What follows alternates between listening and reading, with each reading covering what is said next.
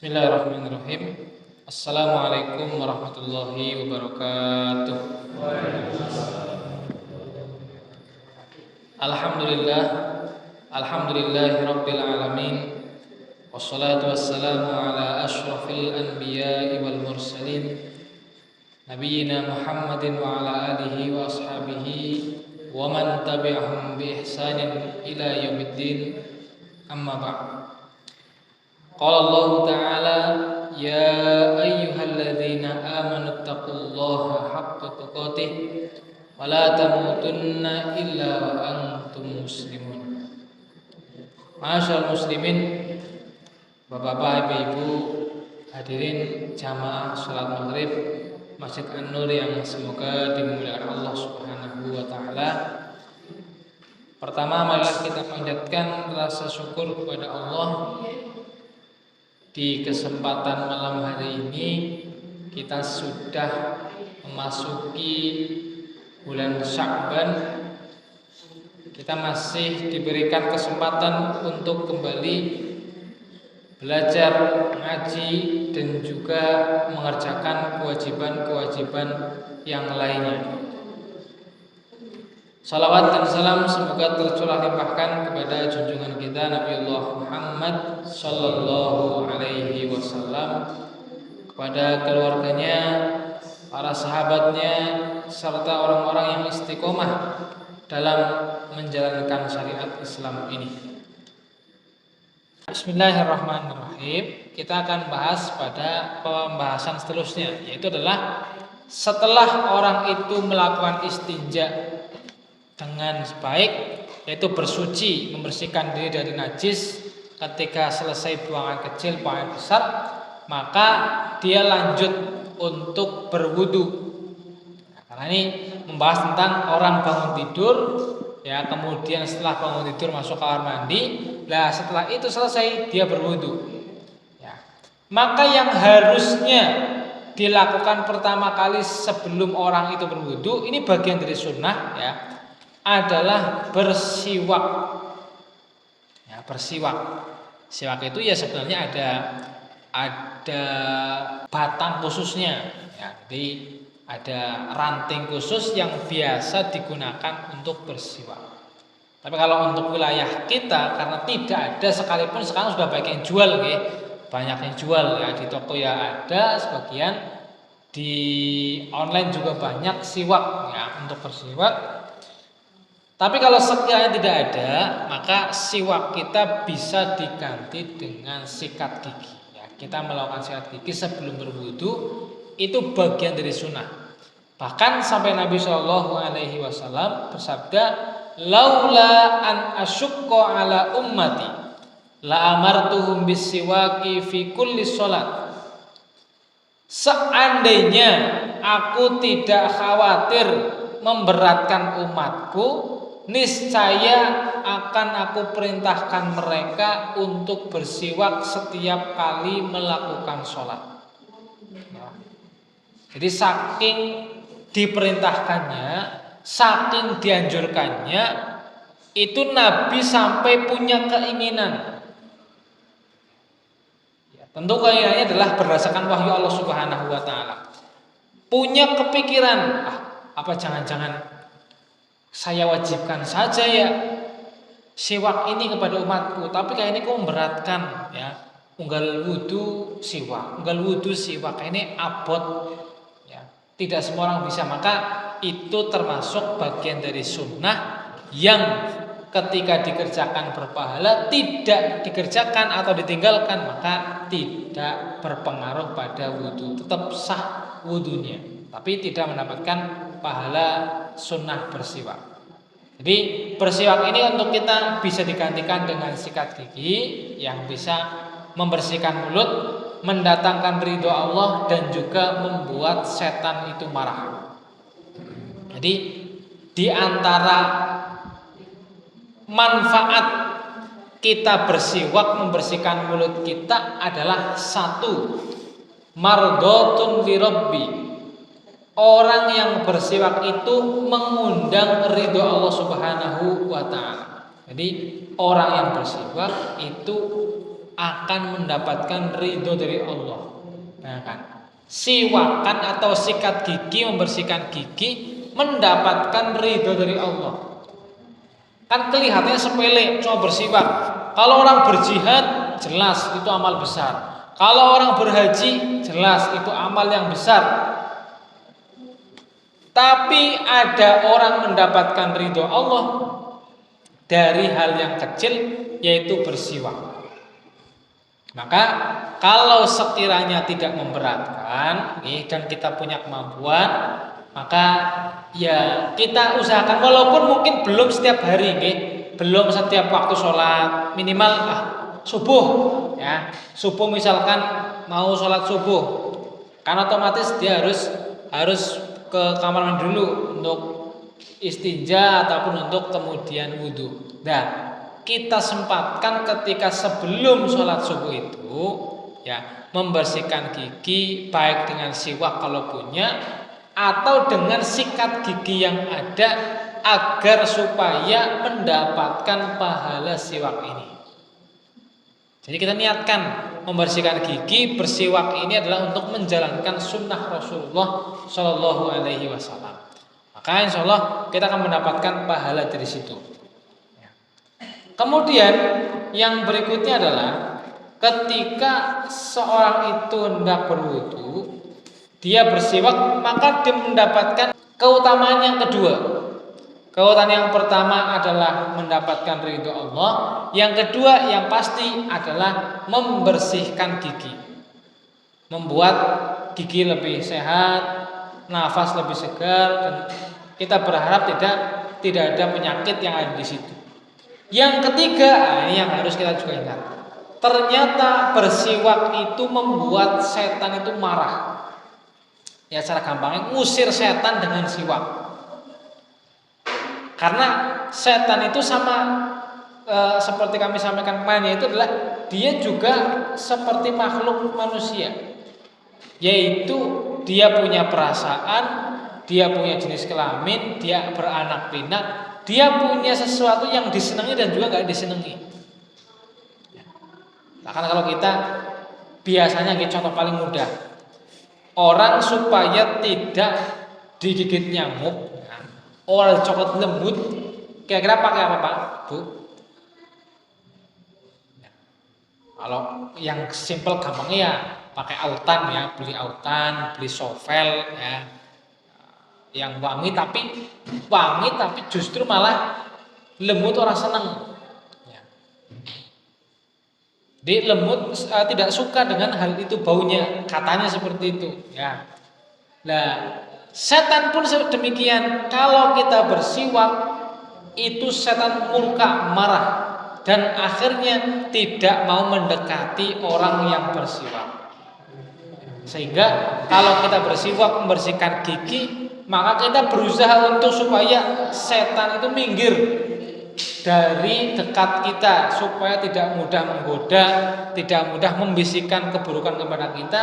Kita bersiwak, terutama saat hendak melaksanakan sholat. Kemudian yang berikutnya, yang harus kita ingat-ingat juga, bahwa ketika seorang hendak berwudu, kemudian dia bersiwak, yang berikutnya adalah niat untuk menghilangkan hadas atau niat agar supaya diperbolehkan sholat. Ini niat, ya. Niat itu dalam wudu dikerjakannya kapan, Bu, Pak? Kita sedang bahas wudu, ya, tata cara wudu. Wudu ada rukun namanya niat. Kira-kira niat ini dikerjakan kapan? Niat ini dikerjakan maksimal. Maksimal itu saat sedang membasuh wajah. Jangan sampai lebih. Jadi kalau misalkan kita niatnya pas sudah basuh kepala, maka diulang dari awal. Niat untuk wudu agar supaya bisa sholat ini dikerjakan maksimal saat membasuh wajah. Sebelumnya para ulama sebagian membolehkan di sebelum membasuh wajah, tapi sudah mulai ngambil air wudu, ya, sudah mulai mencuci tangan, berkumur-kumur, sudah boleh untuk berniat. Nah, yang tidak boleh itu apa? Niat wudhu tapi belum apa-apa. Ya, si nonton TV lah, nyetak wudhu lah, tapi beda niat. Tapi sambil duduk belum ada usaha apa-apa, maka itu belum terhitung niat. Niat yang sebagai rukun wudhu adalah ketika sudah mulai mengambil air untuk wudhu dan sudah mulai membasuh wajah sambil niat dalam hatinya untuk menghilangkan hadas atau diperbolehkan sholat. Niatnya diucapkan boleh, tidak diucapkan juga boleh. Yang penting hatinya niat. Niat itu aslinya pekerjaan hati, kepengin. Itu kepengin. Tapi kepenginnya niat itu ada aturannya. Itu minimal ada kata-kata tertentu. Nah, kita contohkan niat yang paling mudah ketika orang hendak berwudu adalah yang mungkin sebagian besar panjenengan sudah hafal. Kira-kira niatnya gimana Pak? Kalau menggunakan bahasa Arab yang mungkin sudah biasa kita lakukan, niatnya gimana? Nawaitul wudu li raf'il hadasil asghari lillahi ta'ala ataupun fardhu lillahi ta'ala boleh. Ya, itu contoh ucapan niat yang dilafadzkan. Nawaitul wudu li raf'il hadasil asghari fardhon lillahi ta'ala. Atau kalau ada orang yang sudah punya penyakit beser misalkan, ya, mohon maaf, misalkan kencingnya tidak bisa ditahan, sudah memang nggak kerasa kalau dia kencing, maka niatnya bukan lagi nawaitul wudu li raf'il hadas, tapi nawaitul wudu listibahatis sholat. Saya niat berwudu untuk diperbolehkannya sholat. Sekalipun nanti sudah lagi sholat, kok keluar najisnya, keluar air kencing tanpa disadari karena sudah usianya sudah lanjut misalkan, maka itu tidak mengapa. Maka niatnya sedikit berbeda. Kalau ada di antara panjenengan ataupun saudara kita yang sudah punya penyakit itu, ya tidak sadar ketika kencing, maka niatnya adalah saya niat wudu untuk diperbolehkan sholat, gitu ya. Dan wudunya kalau sudah adzan isya baru boleh wudu untuk sholat isya. Jangan sampai mau sholat isya tapi wudunya jam 6:30, maka tidak diperbolehkan, khusus bagi orang yang dia punya penyakit dasar itu ya. Jadi kalau normal ya boleh-boleh saja kita wudunya jam 7 untuk sholat isya, ataupun misalkan wudu jam 4 sore sampai maghrib belum batal kemudian lanjut sholat maghrib boleh. Kalau orang normal yang tidak punya penyakit itu tadi ya, penyakit dasar ataupun tidak bisa ditahan air kencing. Yang berikutnya yang harus kita ingat juga adalah niat itu tempatnya di dalam hati, maka mengucapkannya tidak wajib. Jadi mengucapkan nawaitul wudu li raf'il hadasil asghari lillahi ta'ala itu tidak wajib menggunakan lisan. Yang penting hati ini sudah yakin saya niat wudu untuk menghilangkan hadas karena Allah Subhanahu wa taala, maka itu sudah sah walaupun tidak diucapkan dengan lisan. Ya, karena niat aslinya adalah pekerjaan hati manusia. Nah, yang berikutnya setelah orang itu sudah berniat dalam wudunya, maka adalah membasuh kedua telapak tangan. Ini bagian yang harus dikerjakan di awal ketika orang hendak berwudu. Ya, maka sebelum memasukkan tangannya ke dalam ember, ke dalam gayung, maka pastikan tangan kita sudah bersih, tidak ada najis yang tertempel di anggota tubuh wudu kita. Itu harus dikerjakan. Jadi sebelum wudu sudah cuci tangan dulu supaya apa?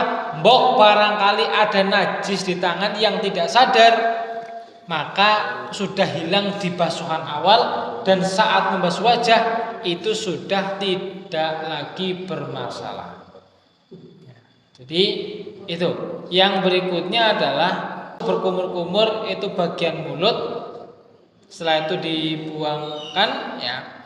Nah, kalau orang yang berpuasa maka jangan berlebihan dalam kumur-kumur ya. Mentang-mentang lagi puasa Ramadan panas misalkan ya, anak kesempatan kumur-kumur bensisan, nanti sedikit ada yang masuk, maka itu nanti sudah merusak dari puasanya, dan juga akan mempengaruhi yaitu wudunya menjadi bermasalah. Bermasalah di mana? Karena lagi puasa kumur-kumurnya berlebihan, terlalu serius semangat oleh kumur-kumur, akhirnya nasi gelet misalkan. Nanti malah jadinya puasanya batal. Jadi kalau kondisinya tidak puasa, kumur-kumur yang bersih termasuk air ke hidung supaya membersihkan hidungnya itu harus betul-betul serius. Ya, jangan sampai ditinggalkan. Yang berikutnya adalah ketika orang itu hendak berwudu, maka dia membasuh wajah. Membasuh wajah itu hukumnya wajib atau sunnah, Bu? Pak? Wajib, termasuk rukun wudu membasuh area wajah. Area wajah itu mana saja? Area wajah itu dari tempat tumbuhnya rambut ini ya. Ini rambut, nah ini tumbuhnya. Berarti ini wajah. Kemana? Ke bawah sampai nih dibelokkan di atasnya jakun kalau kita laki-laki ya. Jadi dibelokkan sebelum ini ke leher. Nah pas dibelokkan L-nya itulah batas daripada wajah. Berarti kalau kita wudu dari atas harus kena air, ke bawah sampai sini harus kena air juga. Tidak boleh ada yang kering, tidak terkena air. Harus basah, harus kena air. Nah, bagian kanan kirinya itu dari depan daun telinga sampai ke depan daun telinga bagian sampingnya. Telinga kanan, telinga kiri. Oh, berarti ya ini bagian daripada wajah, tempat tumbuhnya rambut. Ya, kemudian sampai bawah, samping kanan itu adalah wajah. Nah, kalau misalkan mohon maaf, ya orang sudah rambut sudah rontok ya, atau gundul misalkan ya. Gundul sudah botak misalkan. Ya normalnya tempat tumbuh rambut di mana di situ berarti. Jadi normalnya orang di sini sekalipun rambutnya sudah nggak ada ya tetap dari sini ke bawah, kanan kirinya juga harus basah. Bukan berarti loh nyok rambutnya sing pertama tumbuh nang tengah-tengah misalkan ya, anak gundul ya misalkan. Ya itu sudah masuk bagian kepala. Ya, tapi normalnya bagian wajah di situ. Ya tempat tumbuhnya rambut, bawah. Nah, bagian kanan kirinya adalah depan daun telinga, ke depan daun telinga bagian sebelahnya. Itu wajah harus basah ketika sedang berwudu. Semua penghalang-penghalang yang bisa menjadikan airnya tidak masuk harus dibuang. Contohnya apa? Contohnya orang ketika habis ngecat. Ya, ini bentar lagi kita mau puasa, mungkin nanti banyak orang yang mau ngecat masjid, ngecat musola, ngecat rumah, ngecat pagar, ya. Nah, kok tiba-tiba ada tetesan cat yang menempel di wajah? Datang waktu sholat, maka sebelum wudhu harus sudah dibersihkan dulu. Yang nempel di wajahnya dibersihkan, baru setelah itu berwudhu, supaya nanti pas menyiramkan air ke wajah itu pasti basah kulitnya. Kalau tidak basah karena ketutupan cat, ketutupan semen, ketutupan apalagi ini yang nempel di wajah, maka tidak sah bagian wudunya. Maka itu harus diingat-ingat, wajah adalah rukun yang harus dikerjakan, tidak boleh ditinggalkan. Yang berikutnya adalah bagian wajah ini kan tadi sudah kami sampaikan, tempat tumbuh rambut ke bawah, ini wajah. Nah, adapun misalkan bagian-bagian dalam bagian dalam hidung, ya. Mata itu bukan yang harus dibasuh ketika berwudu. Jadi misalkan kok orang wudu nggak kumur-kumur, nggak bersihkan hidung, langsung ke bagian wajahnya, ya sudah sah wudunya. Ada alisnya, ya dibasahi alisnya. Ada jenggotnya tebal lah. Kalau jenggotnya tebal, maka boleh saja untuk menyela-nyela. Jadi ngambil air sedikit, sisa dari membasuh wajah ataupun ngambil air baru lagi, digosokkan ke bagian jenggotnya yang tebal. Karena angger kon teles kabeh repot ya. Misalkan kok jenggotnya dawane misalkan 10 cm misalkan ya. Ada orang jenggoten brewoken ya, tebal lebat. Kalau misalkan harus basah semuanya repot. Ya. Nanti maka yang jelas bagian luarnya harus tetap terkena air wudhu. Jadi sekalipun misalkan jenggotnya tebal, maka yang penting bagian luarnya ataupun di sela-sela itu dibasahi pakai air. Ya, itu sudah cukup ya. Kemudian yang berikutnya adalah orang ketika berwudu maka dia harus memperhatikan air yang digunakan agar kena kulit semuanya. Jangan sampai tidak terkena kulit.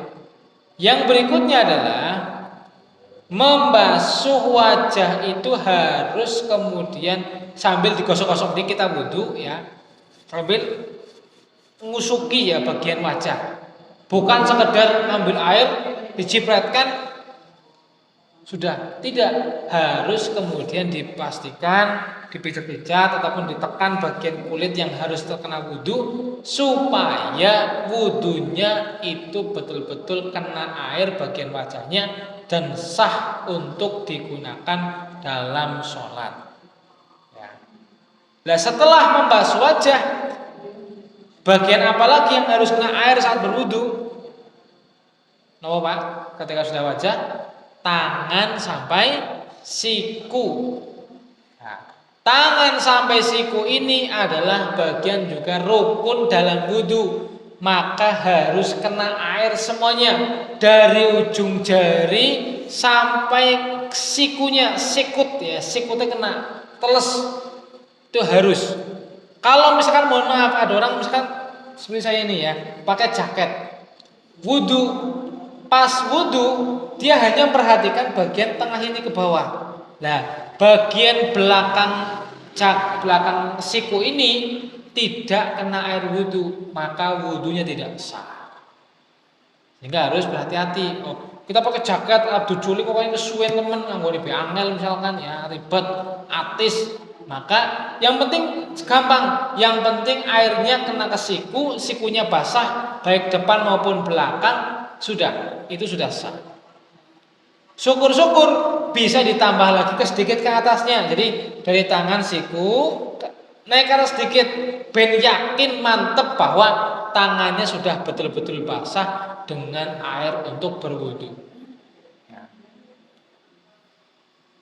Bagian mana dulu? Bagian yang kanan dulu yang diwudukan. Yang harus kena air wudu adalah bagian kanan dulu. Sebagai bentuk pemuliaan. Baru setelah itu bagian kiri. Tapi hukumnya sunnah. Nek panjenengan kok misalkan wudu kelalen malah jebule tangan kiri disit ya nggak apa-apa. Ya. Karena tanggung kirinya sudah basah, ya sudah sekalian kiri dulu baru kan, maka itu hukumnya boleh saja, tidak bermasalah. Karena itu bagian dari sunnah dalam berwudu ya, bukan wajib. Yang berikutnya adalah setelah membasuh tangan sampai daripada siku, yaitu adalah orang ketika berwudu dia harus membasahi setelah tangan mengusap sebagian kepala. Sebagian kepalanya diusap. Lah, bedanya dengan wajah dan tangan itu apa? Kalau tangan itu dibasuh itu banyune kudu akeh nganti betul-betul kulitnya teles. Betul-betul basah. itu dibasuh. Tapi kalau mengusap banyu semendinga ya cukup ambil air sedikit, diusapkan bagian kepala ya, minimal di bagian depan ataupun belakang ya. Maka sudah sah wudunya. Dalam madzhab Syafi'i sudah sah. Jadi ambil air sedikit, tempel, sudah sah. Yang penting itu bagian dari kepala kita. Ya. Karena yang menjadi ukuran kepala adalah di atasnya wajah. Jadi wajah kan berarti kan tempat tumbuhnya rambut. Berarti di atasnya itu sudah masuk bagian kepala. Kalau misalkan kita buru-buru mau wudhu, masih pakai songkok, masih pakai peci, dan tidak ingin dilepas, sudah dibelakangkan. Ya. Mungkin kita pernah lihat ada orang wudhu cuma kok, wudhu mau telesi ujung entok. Itu menurut madzhab Syafi'i hukumnya boleh dan sah. Tapi kalau kita ingin mendapatkan pahala lebih, maka dibasuh dari depan ke belakang ke depan lagi, kemudian daun telinga. Itu yang paling utama. Kenapa paling utama? Nah, nanti ada alasannya. Ya. Jadi itu adalah bagian dari kepala yang harus diusap saat berwudu. Saya lagi mengusap itu berarti banyunya ora kudu akeh, yang penting basah, tempelkan ke sebagian kepala, sudah itu niatkan untuk berwudu, maka sudah sah wudunya, tidak harus diulangi. Sekalipun misalkan di bagian kepala yang sedikit saja 1-2 helai rambut yang kena, maka itu sudah masuk kategori yang diperbolehkan saat berwudu. Berikutnya adalah telinga. Telinga itu hukumnya sunnah. Membersihkan telinga saat wudu, bagian luar maupun dalam, itu hukumnya sunnah. Karena sunnah, maka kalau dikerjakan akan lebih baik lagi.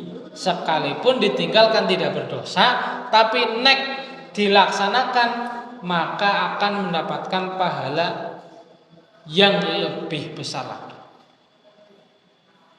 Kemudian yang berikutnya adalah setelah membasuh kepala dan telinga, rukun yang berikutnya satu adalah membasuh kaki hingga mata kaki. Nah, ini yang harus kita ingat-ingat nih. Kalau berwudu, maka pastikan dari depan ke belakang sampai di atasnya mata kaki itu basah kena air wudu.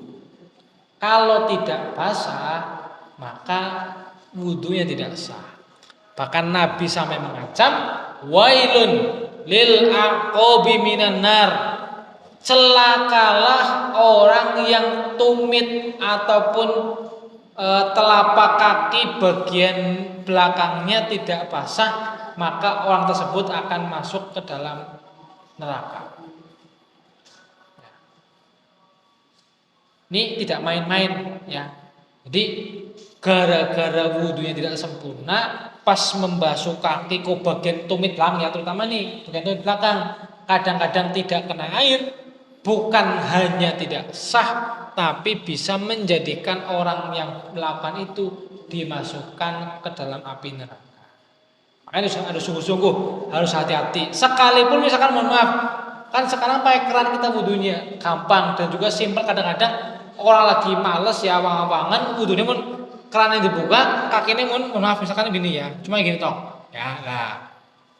Boleh tidak? Boleh. Yang penting yakin basah semuanya, depan, belakang, mata kakinya di atasnya sedikit basah, sudah boleh. Tapi kalau misalkan lebih baik lagi ya sambil tangan kita mijet dan juga mengurut, membersihkan dan juga menyampaikan sela-sela jarinya supaya basah. Ya, itu lebih baik lagi, akan ada keutamaan tersendirinya. Maka membasuh kaki hingga mata kaki itu bagian dari rukun wudu yang harus dikerjakan. Kemudian yang berikutnya adalah setelah kedua kakinya itu dibasahi menggunakan air untuk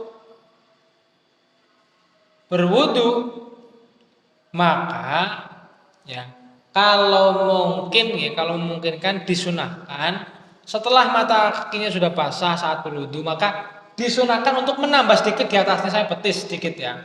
Jadi membasuh kaki hingga mata kaki yang rukun, sunnahnya ditambah sedikit sampai di atasnya supaya basah. Ya, karena itu juga bagian dari pahala Allah Subhanahu wa taala. Yang berikutnya adalah setelah kakinya selesai, sebenarnya rukunnya sudah selesai, rukun gerakannya selesai. Tinggal yang terakhir adalah tertib urutan niat, wajah, tangan ya sampai siku, kemudian sebagian kepala, kemudian kaki hingga mata kaki, yang terakhir tertib urut. Tidak boleh kepala dulu, tidak boleh tangan dulu baru wajah. Harus diurutkan niat, wajah, tangan, kepala, kaki itu harus urutan. Kalau tidak urut berarti tidak sah wudunya dan harus diganti ya dengan wudu yang baru. Ya, itu ketika tidak sah. Yang berikutnya adalah setelah tertib dalam mengerjakan ibadah wudu ini, maka seorang itu diminta untuk membaca doa setelah orang itu berwudu. Doanya yang mungkin hafal mboten Pak, doanya Pak. Asyhadu an la ilaha illallah wa asyhadu anna Muhammadar Rasulullah. Allahumma ja'alni minat tawwabina wa ja'alni minal mutatahhirin. Minimal seperti itu.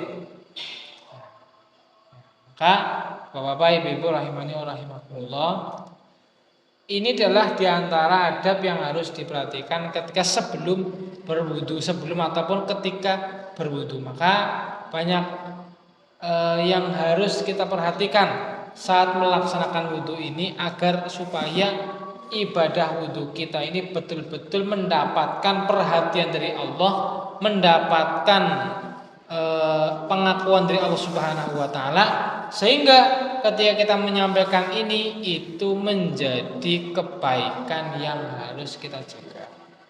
Ya, itu rukun dalam berwudu. Jadi niat, kemudian membasuh wajah, tangan sampai siku, sebagian kepala, tertib, dan yang terakhir adalah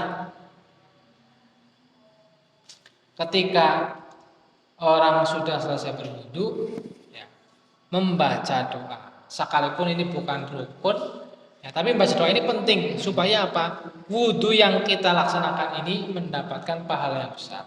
Nah, yang berikutnya adalah tadi sudah kami sampaikan, wudu itu ibadah. Saya ulangi, wudu itu ibadah. Kalau panjangan wudu itu sama dengan ibadah. Kalau dia sah berarti dapat pahala dari Allah Subhanahu wa taala. Jadi wudunya ibadah, sholatnya juga ibadah. Dua-duanya ibadah, kalau dikumpulkan maka mendapatkan kebaikan yang banyak. Jadi perhatikan ketika berwudu itu banyak hal yang harus kemudian untuk sama-sama kita perhatikan dengan lebih serius agar wudu kita itu menjadi wudu yang diterima di sisi Allah Subhanahu wa taala. Yang kemudian adalah wudu itu ibadah. Ibadah itu pasti berpahala. Lah yang lebih membahagiakan lagi itu apa? Wudu itu termasuk bagian dari penggugur dosa. Kita melihat sesuatu yang diharamkan oleh Allah Subhanahu wa taala, mulut kita berkumur-kumur untuk wudu, maka dosa mulut kita insya Allah diampuni. Ya, dosa mengejek orang lain, menghina orang lain, mencela orang lain, fitnah. Itu kita berharap pada Allah dengan kumur-kumur itu akan menghilangkan dosa yang dilakukan oleh mulut kita. Ya. Begitupun yang lainnya yang dilakukan oleh tangan, setiap hari kita ngambil sesuatu, megang sesuatu, bahkan kadang-kadang sampai berbuat dolim, maka diantara yaum ataupun hari terbaiknya adalah ketika dia berwudu, dia yakin betul bahwa air wudhu itu mengandung ataupun membawa kebaikan berupa diampuninya dosa-dosa. Maka harus kita seriusi semangat. Nyokon ibadah tahajud kayaknya abot, kon ibadah baca Quran sejus kayaknya abot. Ya sudah, bisa dengan ibadah yang lainnya, termasuk apa? Berwudu, menjaga wudu. Wudu batal, wudu lagi, batal, wudu lagi, seterusnya sekalipun tidak waktu sholat. Kenapa? Karena wudu itu adalah bagian dari ibadah. Ibadah itu tentu banyak hal yang harus dibutuhkan. Maka Bapak-bapak, ibu-ibu rahimani wa rahimakumullah, itu diantara hal yang harus kita ketahui bersama dalam orang itu mengerjakan wudu. Wudu itu ibadah, wudu juga adalah bagian dari ujian dari Allah Subhanahu wa taala.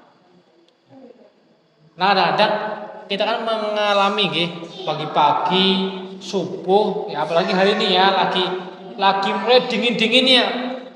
Ya, jam 4 bangun wudu, kena air dingin kadang-kadang banget ya wudu, misalkan atis tayamum oleh apa tayamum misalkan ya. Maka ketahuilah bahwa wudu itu ibadah, dan ibadah itu akan menghapus dosa yang kita lakukan, dosa yang kita kerjakan terampuni dengan apa? Dengan air wudu yang mengalir sampai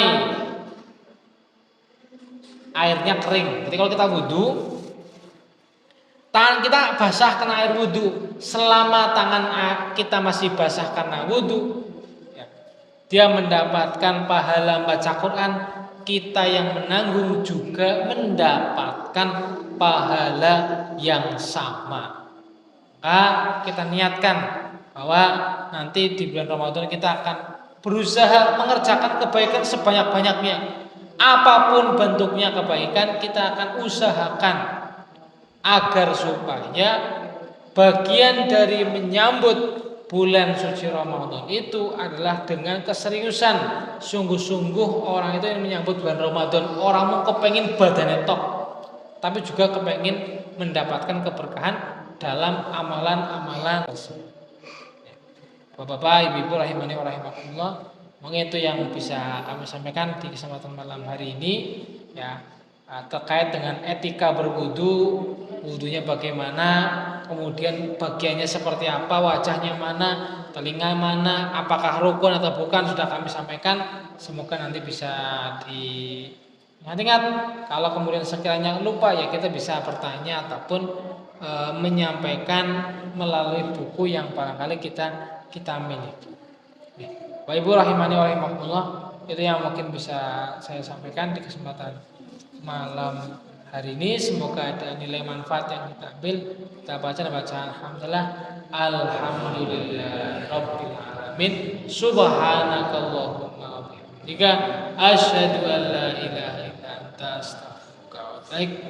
Semoga bermanfaat. Assalamualaikum warahmatullahi wabarakatuh.